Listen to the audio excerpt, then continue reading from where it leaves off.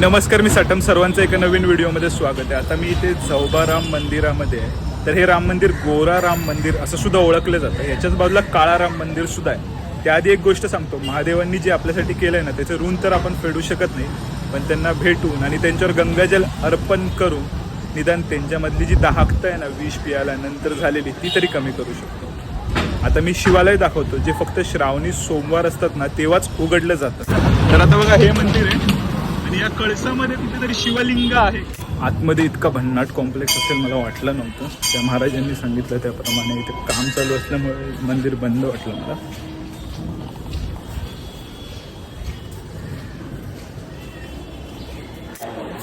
ते कळसातलं महादेवांचं मंदिर होतं, इथून आहे का?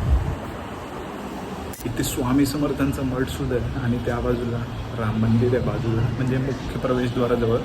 काम चालू असल्यामुळे गेट बंद आहे.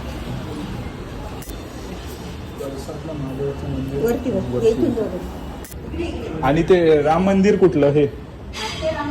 ओके, आधी इथे पाया पडून येतो राम मंदिर. बघा, तुम्हाला मी म्हटलं होतं ना, इथे काळाराम मंदिर म्हणजे काळ्या शिळेमध्ये बनवलेले प्रभू रामचंद्र आहेत आणि इथेच वर कळसामध्ये शिवालय आहे. चिरंजीव समाधी सुद्धा आहे. आता मी वर चाललोय कळसामध्ये ते शिवालय पाहायला, जे फक्त श्रावणामध्ये उघडतं. तसं कळसामध्ये शिवलिंग असणं किती युनिक गोष्ट आहे ना. प्रभू रामचंद्रांच्या मस्तकावर साक्षात आपले शिव विराजमान आहेत. हे बघा ना, आता बघा तुम्ही, हा कळस आहे. आता मी साक्षात म्हणजे वर आलोय मंदिरामध्ये.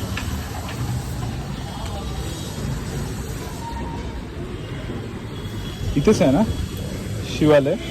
हे फक्त श्रावणी ह्यालाच उघडतं. बघा, अशी ही गोष्ट गिरगावमध्ये. आता हे प्रवेशद्वार आहे शिवलिंगाचं आणि मी आता आतमध्ये जाणार आहे आणि जे आपण जल आणलंय बाणगंगेमधनं ते अर्पण करणार आहे. हा कळस आहे आणि कळसाच्या आतमध्ये शिवलिंग आहे. तर आता मी तुम्हाला आतमध्ये दाखवतो गोष्टी कशा आहेत.